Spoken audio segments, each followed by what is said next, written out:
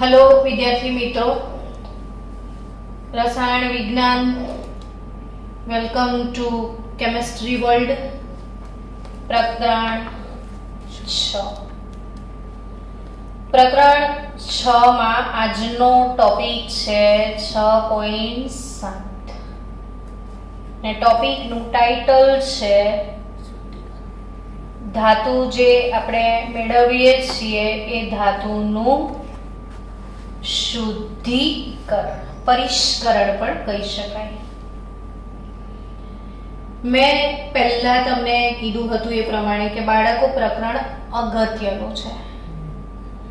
કેમ કે બહુ સહેલું છે, પ્લસ આમાંથી ક્વેશ્ચન બેઠા તમને મળશે। શુદ્ધિકરણની જે રીતો છે એમાંની એક રીત પૂછાવાના ચાન્સ વધી જાય અને સંકેન્દ્રીકરણની રીતોમાંથી પ્રશ્ન પૂછાવાના ચાન્સ વધી જાય। આજે આ બંને ગર્લ્સ એબ્સન્ટ એટલા માટે છે કે આપણે સંકેન્દ્રીકરણની રીતોનો ટેસ્ટ હતો, એટલે ટેસ્ટ હોય તો ગાયબ થઈ જવાનું આ સિદ્ધાંત છે આપણો। શુદ્ધિકરણની રીતોમાં ગઈકાલે કઈ કઈ 3 રીતો મળી ગયા હતા, યાદ કરાવી દો। નિસ્યંદન, બીજી દ્રવ ગલન, ત્રીજી વિદ્યુત વિભાજન। 3 ભણી ચૂક્યા છો ને ઓબ્વિયસલી આજે તમને થતું હશે કે આજે કઈ ભણવાની છે? Zone refining. Zone refining method એટલે કે ઝોન શુદ્ધિકરણ પદ્ધતિ। કઈ પદ્ધતિ શીખવાના છો? ઝોન શુદ્ધિકરણ પદ્ધતિ શીખવાના છો। ઝોન શબ્દનો મતલબ ખબર છે ને તમને? ઝોન એટલે શું? કોઈ વિભાગ, ને કોઈક વિભાગ વાઇઝ શુદ્ધિકરણ એવો મતલબ થાય। સિમ્પલી તમે ઘરમાં કચરો કાઢો ને તો કચરો કાઢો એટલે ઘર શુદ્ધિકરણની પ્રક્રિયા થાય। તો કચરો લોકો કેવી રીતે કાઢે કે કોઈ એક ખૂણામાંથી કે કોઈ એક ભાગમાંથી સાવરણે લઈને શરૂ કરીએ, એટલે થોડો આમ કચરો કાઢ્યો આમ, પછી એ કચરાને શું કરીએ? આગળ લાવીએ, પછી હજી આગળ લાવીએ, પછી હજી આગળ લાવીએ, એમ કરતા કરતા ઘરની બહાર મૂકી આવીએ। આટલી સિમ્પલ પદ્ધતિ છે। જ્યારે પણ એમ વિચારો કે ઝોન શુદ્ધિકરણ એટલે શું, તમારે તરત શું ઇમેજિન કરવાનું? કચરો કાઢો। શુદ્ધિકરણ એટલે એમ બી કચરો કાઢવાની પ્રોસેસ છે, પણ કેવી રીતે કચરો કાઢવાનો છે? તો સાવરણી લઈને ઘરમાં રૂમમાં દરેકને આ પ્રોસેસ ખબર છે કે એક બાજુથી થોડોક આગળ લાવ્યા ને પછી હજી થોડોક આગળ લાવો, પછી હજી થોડોક આગળ લાવો, એમ કરતા કરતા બહાર મૂકી આવો, એને કહેવાય ઝોન શુદ્ધિકરણ। તો તમને પ્રશ્ન થાય કે આપણે થોડી કચરો કાઢવાનો છે, આપણે તો ધાતુનું શુદ્ધિકરણ છે, તો કેવી રીતે આ શુદ્ધિકરણ આ પૂછાય? એટલે ઘણી અગત્યની પદ્ધતિ છે, મોસ્ટ આઈએમપી કહેવાય। ટેસ્ટ લખવાના લીધે જે બહેનો ગાયબ થઈ ગઈ છે આજે, એ બહેનો તૈયાર કરી દેજો। તમે મારા માટે તૈયારી નથી કરતા એટલું ધ્યાનમાં રાખજો। ચલો, ઝોન રિફાઇનિંગ પદ્ધતિમાં તમારી ટેક્સ્ટબુકમાં ફિગર આપી જ છે। આ જે કાચનો એક નળાકાર લીધેલો છે, શું લીધેલો છે? કાચનો નળાકાર। ઉમદા વાયુનું વાતાવરણ છે। આ ઉમદા વાયુ વિશે જાણો છો તમે? કોને ઉમદા વાયુ કહો છો? 18મો સમૂહ, helium, neon, argon, krypton, xenon, radon, આ બધા ઉમદા વાયુ। કોઈ પણ એક વાયુ અંદર ભરી દેવાનો છે। તમને અશુદ્ધ ધાતુનો સળિયો બનાવીને મૂકી દેવાનો। આ કોનો સળિયો છે? અશુદ્ધ ધાતુનો સળિયો લખી દઈએ ને આપણે એટલે ખ્યાલ આવે। અશુદ્ધ ધાતુનો સળિયો। હવે સમજો તમે કે આ રે આ પેનને એવું સમજો કે આ રીટોટ છે, બરાબર? એટલે આ નળાકાર પાત્ર થયું, પણ અંદર જે પોઈન્ટ છે શું સમજવાનું? અશુદ્ધ ધાતુનો સળિયો। હવે આને પીગાડવું હશે ને તો અહીંયા આમ હીટર લગાડેલું હોય, હું શું કહેવા માંગુ છું સમજી રહ્યા છો? અહીંયા આગળ આમ હીટર હોય, હવે આ હીટર અહીંયા હોય તો આ હીટર ચાલુ કરો તો આ તમને લાલ લાલ પટ્ટી દેખાય છે ને, આ હીટર છે સમજી લો. તો હવે તમે હીટર ચાલુ કરો તો કેટલો ભાગ પીગળે? એટલો જ ને. પછી ધીરે રહીને હીટર આમ લઈ આવો એટલે આ વાળો ગરમ ભાગ છે જે ઠંડો થઈ જશે ને ઠંડો ભાગ ગરમ થશે. કચરો જ કાઢવાનો છે આપણે. પાછો આગળ લાવો, પાછો આગળ લાવો, પાછો આગળ લાવો, પાછો આગળ લાવો, એમ કરતા કરતા છેડે આવી જશો એટલે બધી અશુદ્ધિ કઈ આવી ગઈ? છેડા પર ને એ કાપી નાખવાનો. તમને એમ થાય કે પીગાળવાને અને કચરો આગળ નીકળવાને શું લેવા દેવા? થવું જોઈએ ને એવો પ્રશ્ન કે પીગળે તો કઈ રીતે કચરો અંદર આવી જાય? તો એના માટે સમજવો પડે. જો તમારી ફિગર પ્રમાણે અહીંયા આમ 3 ટપકા બતાયા છે. આ શું છે? 3 ટપકા એટલે હીટર છે, બરાબર? મોબાઈલ હીટર એટલે ખસી શકે એવું. હવે હમણાં હીટર જે ભાગમાં હશે એટલો ભાગ સળિયાનો પીગળી ગયો હશે એટલે આ જે ભાગ છે એ પીગલિત ઝોન કહેવાય, બરાબર? હવે હીટર આગળ લઈ જશો તો પીગલિત ઝોન આગળ જશે. મેં શું વાત કરી આગળ કે પીગળવાને અને કચરો નીકાળવાને શું લેવા દેવા છે? તો પીગળવાને અને કચરો નીકાળવાને જે લેવા દેવા છે એને આ પદ્ધતિનો શું કહેવામાં આવે છે? સિદ્ધાંત કહેવામાં આવે છે. શું કહેવાય એને? આ પદ્ધતિનો સિદ્ધાંત. તો આ પદ્ધતિનો સિદ્ધાંત શું છે કે જે અશુદ્ધિઓ છે, હું કાલે તમને સિદ્ધાંત જ પૂછીશ. બીજા બધા સ્ટુડન્ટ હોય તો આ ગોખી નાખે. મારા સ્ટુડન્ટ હોય ને તો એને સિદ્ધાંત શાર્પ ખબર હોય એટલે હું પહેલું શું પૂછીશ? સિદ્ધાંત. આખી રીત આવડતી હોય, શું ના આવડતું હોય? સિદ્ધાંત. મતલબ જ ના ખબર હોય. આવું કેમ થયું છે એ વિચારવાનું એટલે ઓટોમેટિકલી રીત આવડી જાય. હવે રીત તો ખબર પડી જ ગઈ કે આ કાચનો નળાકાર લેવાનો છે, અશુદ્ધ ધાતુનો અહીંયા સળિયો મૂકી દેવાનો છે, ઊંડા વાયુનું વાતાવરણ લેવાનું છે ને અહીંયા એક હીટર રાખવાનું છે. હવે કરવાનું શું છે તો કે જે ભાગમાં હીટર હશે એટલો ભાગ પીગળી જશે. પછી હીટર આગળ ખસેડો, શું થશે? પીગળેલો ભાગ આગળ આવશે. હવે હીટર આગળ લઈ જાઓ, હજી આગળ આવશે, હજી હીટર આગળ લઈ જાઓ, હજી આગળ આવશે, એમ કરતા કરતા અહીંયા આવજો, કાપી નાખો.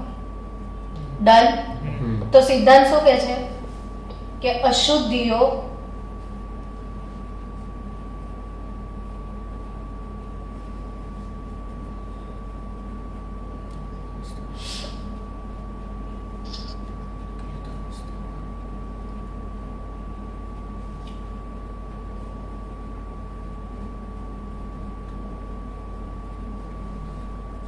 હવે વાંચો.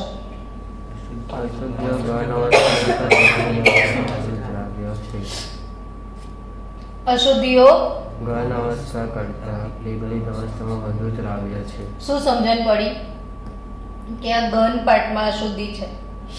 આ પાર્ટ કયો છે? આ ભાગ કયો છે? પીગળિત. આ પીગળિત પાર્ટ છે.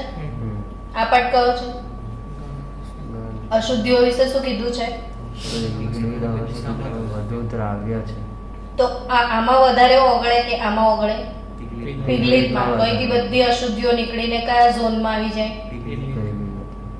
કેટલા લોકોને સમજણ પડી? સિદ્ધાંતમાં પડી ને ખબર કે અશુદ્ધિઓ ઘન અવસ્થા કરતા પીગલિત અવસ્થામાં વધુ દ્રાવ્ય છે. એટલે હવે તમે આને ખેંચો, જેમ જેમ આગળ ખેંચશો એમ એમ અશુદ્ધિઓ આગળ આવતી જશે. તો આ પદ્ધતિને શું કહેવાય? ઝોન રિફાઇનિંગ પદ્ધતિ. તો ટૂંકમાં હીટર જેમ જેમ આગળ વધે તેમ તેમ પાછળ રહી ગયેલી પીગલિત ધાતુમાંથી શુદ્ધ ધાતુ સ્ફટિકીકરણ પામતી જાય. હીટર આગળ જશે એટલે આ ભાગ ઠંડો પડશે, પણ એમાંથી અશુદ્ધિ તો આમાં નીકળી ગઈ છે એટલે આ શુદ્ધ ભાગ થયો. ધીરે ધીરે ફરી એ ઘન અવસ્થામાં ફેરવાતો જશે. છેલ્લે અશુદ્ધિ અહીંયા આવી ગઈ અને કાપીને ફેંકી દેવાનું. ફેંકી નહીં દેવાનું, એને ફરીથી શુદ્ધિકરણમાં નાખી દેવાનું. ફેંકવાનું તો ઇન્ડસ્ટ્રીમાં આવે જ નહીં કશું. સમજી ગયા? હવે પ્રશ્ન MCQમાં જો પૂછાય તો એવી કઈ કઈ ધાતુના શુદ્ધિકરણમાં આ રીત વપરાશે? તમને નિસ્યંદન વખતે શીખવાયું હતું ને, કોનું નિસ્યંદન, કઈ ધાતુનું નિસ્યંદન પદ્ધતિથી શુદ્ધિકરણ થાય છે? ઝિંક અને મર્ક્યુરી. દ્રવ ગલન કોનું થતું હતું? ટીનનું. વિદ્યુત વિભાજન આપણે શીખ્યા હતા ઝિંક અને કોપરનું. તો હવે શું શીખવા જઈ રહ્યા છે કે ઝોન રિફાઇનિંગ કોનું? તો કે આ પદ્ધતિ જે છે એ જનરલી અર્ધવાહકો બનાવવામાં તથા અન્ય ધાતુઓને વધુ ઊંચી શુદ્ધતા વાળી મેળવવા માટે વધારે ઉપયોગી છે. અને અર્ધવાહકોને યાદ કરીએ તો સમૂહ 13 યાદ આવે. અર્ધવાહકો માટે કયો સમૂહ યાદ આવે? 13. ને 13મા સમૂહના સભ્યો બોલો તો? Boron, gallium, indium. बाल गए इंडियन तेल से वापिस नहीं आएंगे. એ રીતે સમૂહ 14 માં પણ અર્ધવાહકો અવેલેબલ છે. સિલિકોન અને બીજું શું? જર્મેનિયમ. તો સિલિકોન અને જર્મેનિયમ સમૂહ 13 અને 14 ના આટલા જે અર્ધવાહકો છે એ જનરલી કઈ પદ્ધતિ વડે શુદ્ધિકરણ પામે છે? ઝોન શુદ્ધિકરણથી. ફરી એકવાર સમજાવી દઉં. આ વાંચો તો શું લખ્યું છે? ઓ અરે વાહ, તમને તો કેટલું સરસ વાંચતા આવડે. શું લખ્યું છે? Most time. ખાલી આ નહીં વાંચવાનું, ચોપડીમાંથી આ પદ્ધતિ વાંચવાની, એટલે માર્ક્સ આવે. આટલું વાંચવા જ કરશો તો માર્ક્સ નહીં આવે. પદ્ધતિ વાંચશો તો માર્ક્સ આવશે. સમજણ પડી છે ને? તો બોરોન, ગેલિયમ, ઇન્ડિયમ, સિલિકોન અને જર્મેનિયમ જેવા અર્ધવાહકોનું શુદ્ધિકરણ કઈ પદ્ધતિ વડે થાય છે? ઝોન શુદ્ધિકરણ પદ્ધતિ વડે થાય છે. હવે એના પછીની શુદ્ધિકરણની પદ્ધતિ, એના માટે પણ હું ફરીથી કશુંક લખું છું, તમે વાંચો. સમજી ચૂક્યા છો તમે? ચલો, નેક્સ્ટ પદ્ધતિ છે બાષ્પકલા શુદ્ધિકરણ. કઈ પદ્ધતિ છે? બાષ્પકલા શુદ્ધિકરણ. બાષ્પકલા શુદ્ધિકરણ પદ્ધતિ. ને બાષ્પકલા શુદ્ધિકરણ એટલે શું? બાષ્પકલા શુદ્ધિકરણ એટલે શું?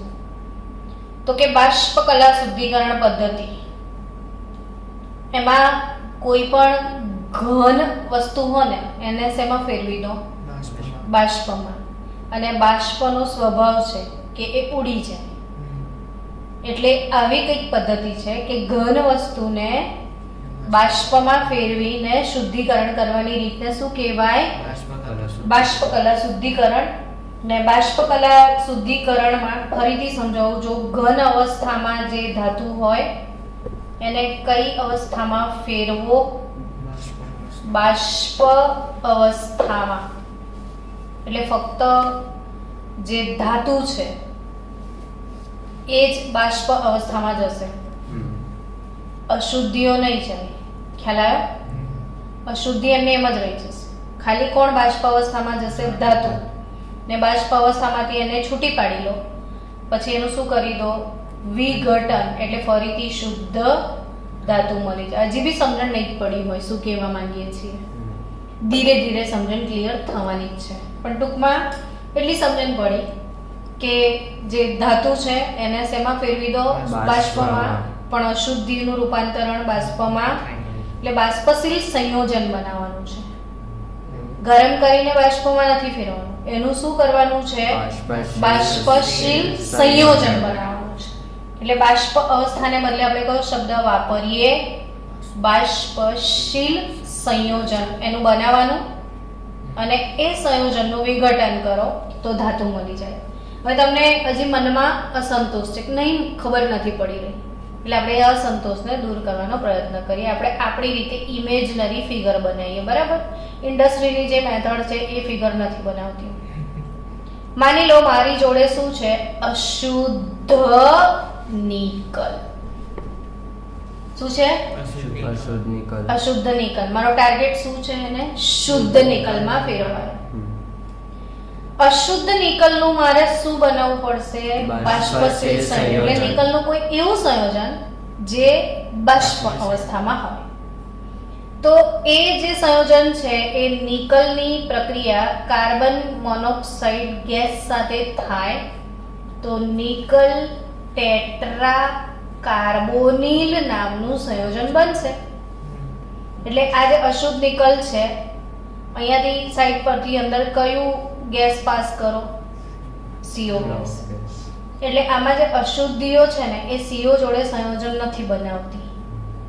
ફક્ત કોને CO જોડે સંયોજવાની તમન્ના છે? નિકલ. અશુદ્ધિ સંયોજાતી નથી. તો જ આ પદ્ધતિ વાપરીએ. આપણે તો એવું જ સિલેક્ટ કરીએ કે જે બીજા લોકો સાથે ના સંયોજાય, ખાલી આપણે ટાર્ગેટ જોડે સંયોજાય. એટલે નિકલ કાર્બોનિલ સાથે કયું સંયોજન બનાવી દે? NaCO4. હવે એની અવસ્થા કઈ છે? એટલે ઉડીને બહાર આવવા લાગશે જે નીચે પડ્યું હતું એ. એટલે આપણે અલગ જગ્યાએ એને ભેગું કરી લેવાનું, NaCO4 ને.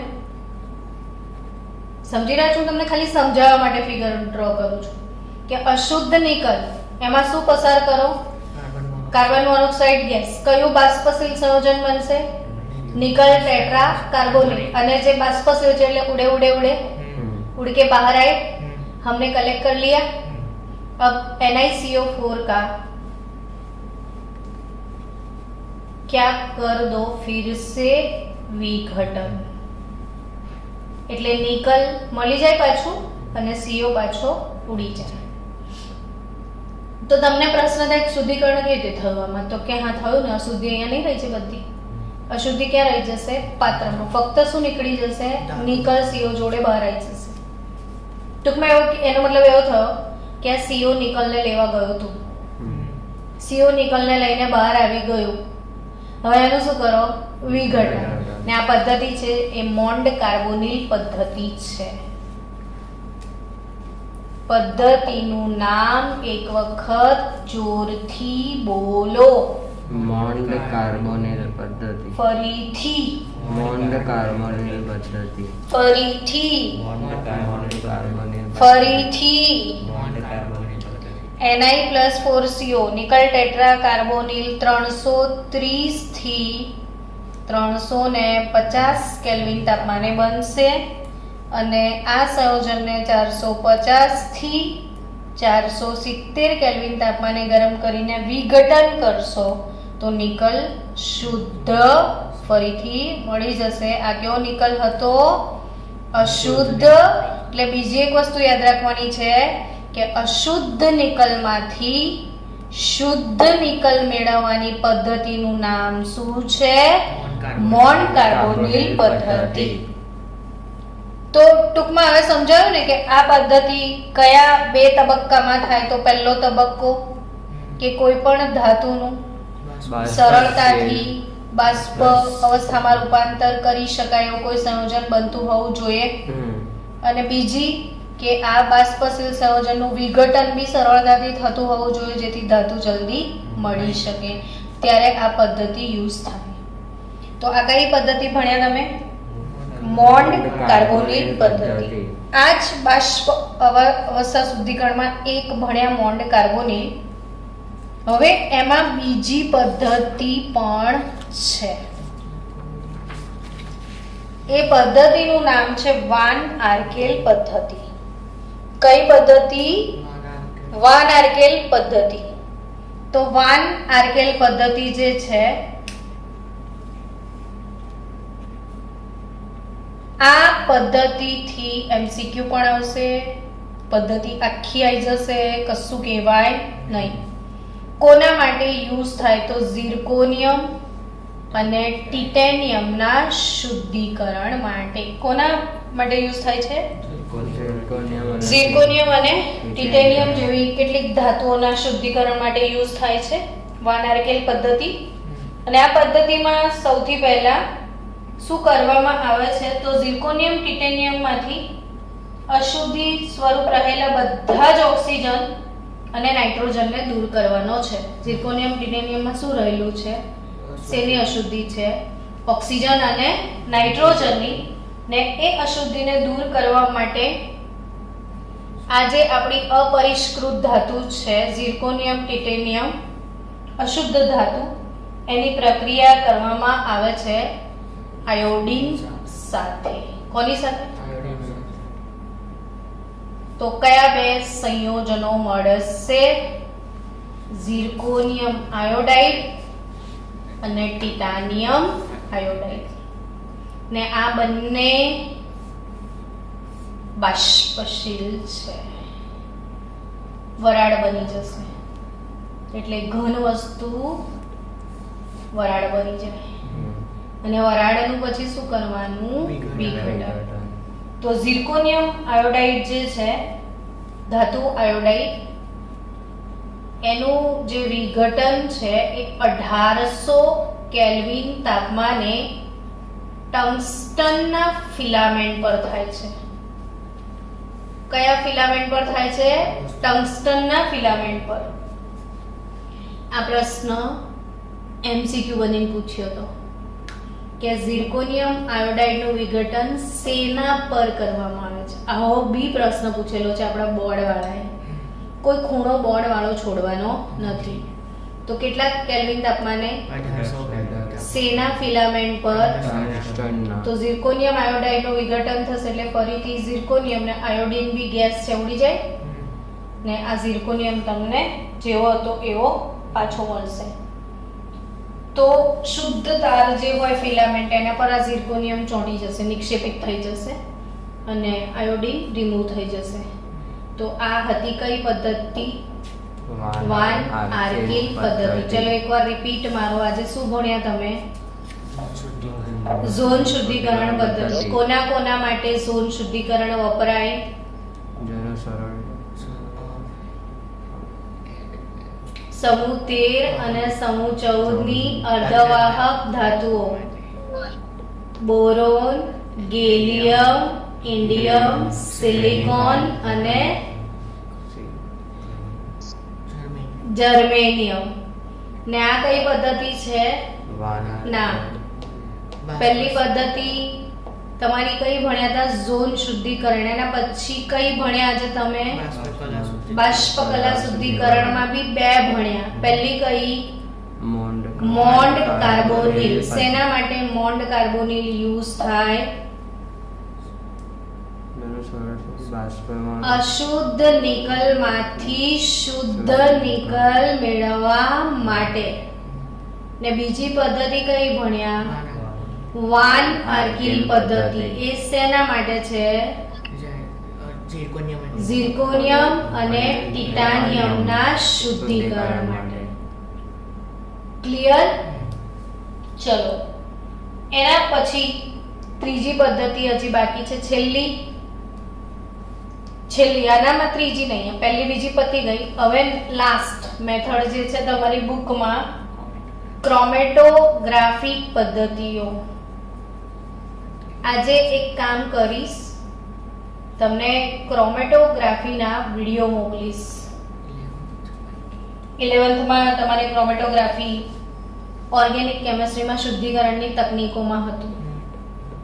ક્રોમેટોગ્રાફી એટલે તમે નેટ પર સર્ચ મારશો ને ઘણી બધી ટાઈપની ક્રોમેટોગ્રાફી આવે. Paper chromatography, liquid chromatography, column chromatography. તો આ ક્રોમેટોગ્રાફિક પદ્ધતિના વિડિયો સર્ચ કરીને જોજો. આજે તમને એક સિમ્પલ ક્રોમેટોગ્રાફી સમજાવું. કશું જ ના હોય. બ્યુરેટ જોઈ બધાએ? બ્યુરેટ પીપેટ તો જોયા છે ને બધાએ? બ્યુરેટ જ હોય. આવી રીતે એક બ્યુરેટ હોય, બરાબર? બ્યુરેટ બધાએ જોયેલી છે ને. અહીંયા કોક હોય ને બ્યુરેટમાં, આપણી બ્યુરેટ બની ગઈ. હવે બ્યુરેટમાં અહીંયા એ લોકો કાચનું ઊન ભરે છે, જેને ગ્લાસ વૂલ કહેવાય. કાચનું ઊન પણ આવે, રૂ જેવું જ દેખાય. તમને ખબર જ ના પડે કે આ કાચનું છે રૂ. ને એની ઉપર એ લોકો એક અધિશોષક કોલમ બનાવે છે. આ પ્રશ્ન પણ બોર્ડનો હોટ ફેવરિટ ક્વેશ્ચન છે કે ક્રોમેટોગ્રાફિક પદ્ધતિઓમાં કયા સિદ્ધાંતનો સમાવિષ્ટ થયેલો છે. એટલે ટૂંકમાં કયા સિદ્ધાંત પર આધારિત છે? તો ક્રોમેટોગ્રાફી પદ્ધતિ અધિશોષણના સિદ્ધાંત પર આધારિત છે. શું જવાબ આપશો? પૂછશે જ આ પ્રશ્ન, પૂછાયેલો જ છે કે ક્રોમેટોગ્રાફિક પદ્ધતિ, શું કીધું મેં? ક્રોમેટોગ્રાફિક પદ્ધતિ, એમાં કયો સિદ્ધાંત સમાયેલો છે? અધિશોષણનો. તો આપણે જે ડિસ્કસ કરી રહ્યા છે એ સ્તંભ ક્રોમેટોગ્રાફીની વાત છે. Column chromatography. સ્તંભ ક્રોમેટોગ્રાફી એટલે શું? Column chromatography. મેં કોલમ બનાવ્યો છે. અધિશોષણ એટલે શું એ સમજાઈ દો. અધિશોષણ તો કે આ ફર્શ છે, બરાબર, અને બહુ બધું આમ પાણી પડ્યું છે, તમે એમાં સ્પંજ મૂકી દો તો શું થાય? પાણી અંદર શોષાઈ જાય. આ ઘટનાને શું કહેવાય? અધિશોષણ.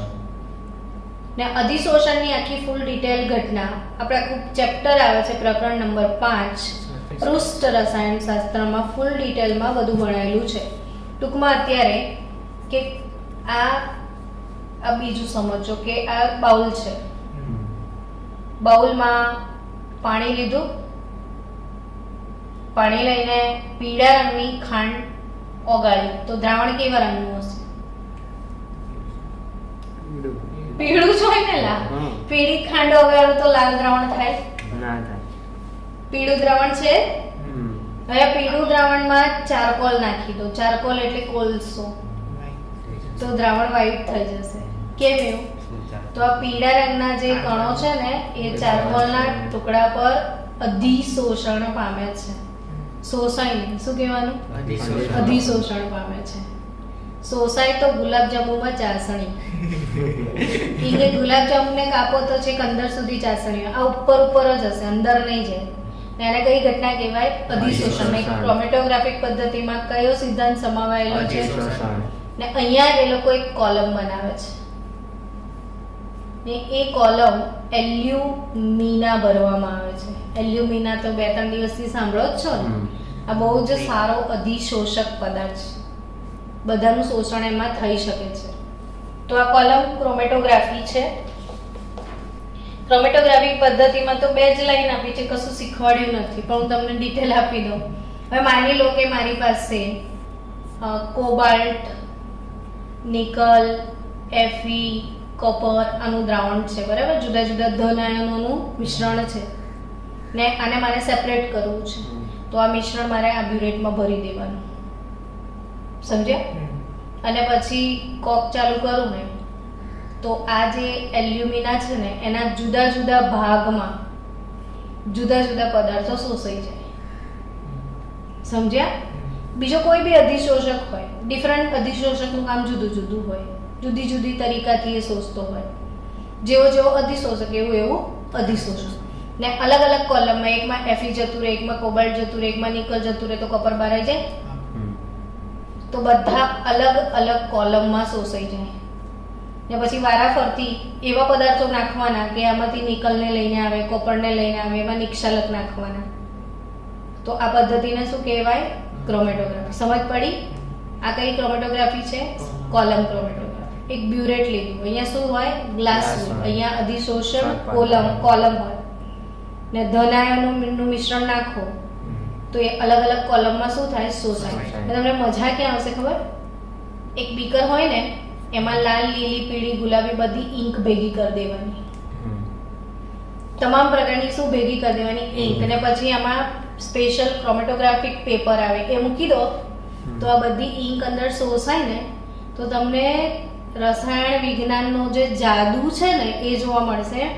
બધાની અધિશોષણની સ્પીડ અલગ અલગ હોય એટલે બધા અલગ અલગ ભાગમાં જુદા જ થઈ જાય. લાલ, લીલો, પીળો કલર અહીંયા ઝોન પટ્ટી પર બધા ઝોન જુદા થઈ જાય.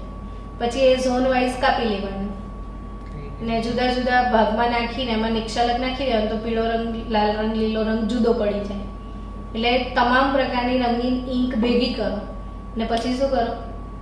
જુદી પાડો. તો આ પેપર ક્રોમેટોગ્રાફી કહેવાય. આ કઈ ક્રોમેટોગ્રાફી કહેવાય? પેપર. પેપર મૂકીને છૂટા પાડ્યા. આ કોલમ આપીને છૂટા પાડ્યા એટલે કઈ ક્રોમેટોગ્રાફી કહેવાય? Column chromatography. તો આઈ થિંક સમજમાં આવી ગયું ક્રોમેટોગ્રાફી પદ્ધતિઓ. 4 લાઈન આપી છે એટલે કશું પૂછવાનું નથી. આમાંથી ફક્ત એક એમસીક્યુ છે. શું એમસીક્યુ છે? હા, કે કયા સિદ્ધાંત પર આધારિત છે? અધિશોષણનો સિદ્ધાંત એમાં સમાવિષ્ટ થયેલો છે. તો આપણે આ ટોપિક આજે પૂર્ણ થયો છે શુદ્ધિકરણનો. હવે કયો ટોપિક રહ્યો છે? એલ્યુમિનિયમ, કોપર, ઝિંક અને આયર્નના ઉપયોગ. તો આવતીકાલે આપણે એને કન્ટિન્યુ કરીશું.